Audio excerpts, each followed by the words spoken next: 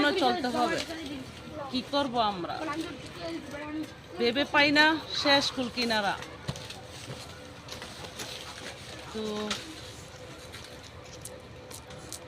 মনে হয় যে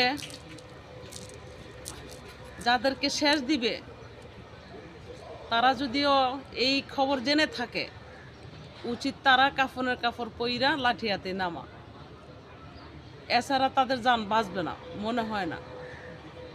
তারা কাফনের কাপড় পইরা সাদা কাপড় মাথায় বেঁধে তারা লাঠি হাতে নেমেই মনে হয় তাদের জান বাঁচাতে হবে, নাহলে তাদেরকে বাঁচানোর মতন আমরা অপশন দেখতেছি না। যা শুনতে পাচ্ছি 32 দল একতা হইয়া তাদেরকে মারার জন্য রেডি, তাও আবার আইন প্রশাসন তাদেরই পক্ষে, এমনকি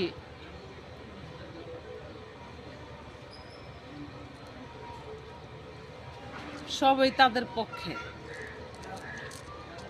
তো একটা কথা জানতে পারছি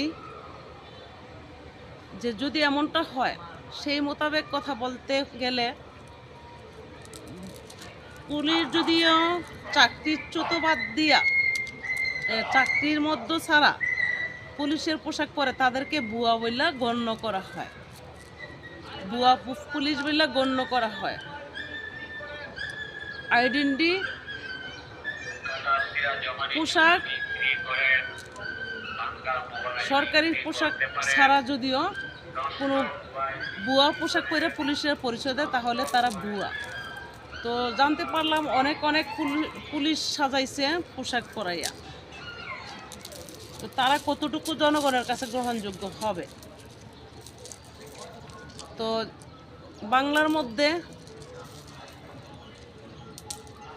যে জনতা আর পুলিশ পোশাকধারী মানুষদের মধ্যে যে দ্বন্দ্বটা তৈরি হয়ে গেছে, যদিও মরে যারা চাকরিজীবী না পুলিশের পোশাকে মারা যায়, তাহলে বলবো যে আওয়ামী লীগের লোকজন পুলিশ হত্যা করছে, ওই 3000-4000 পুলিশের সাথে নিয়ে যোগ দিবে।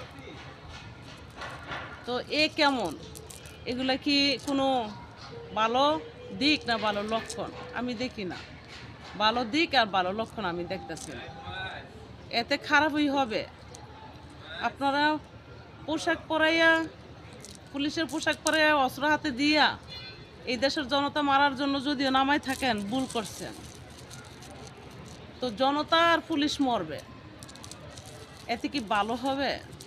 অবশ্যই না, খারাপই হবে। আমরা কথা বলতেও পারি না, কি বলবো, বলার ভাষাও হয় না।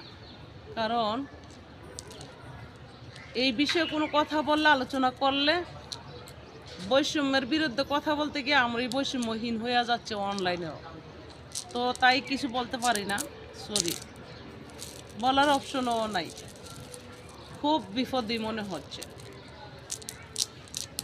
তো তাদেরকে বাঁচানোর মতো মনে হয় লোক নাই, যেহেতু আইন নাই তাদের পক্ষে।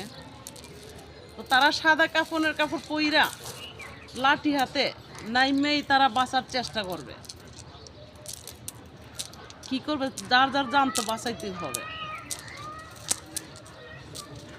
লাঠি হাতে বাঁশ হাতে কাফনের কাপড় পরেই তাদের জান তারা যদিও বাঁচাইতে পারে, আর নয়তো কারবালার ইতিহাস মনে 13 তারিখই হবে, এমনটাই মনে হচ্ছে।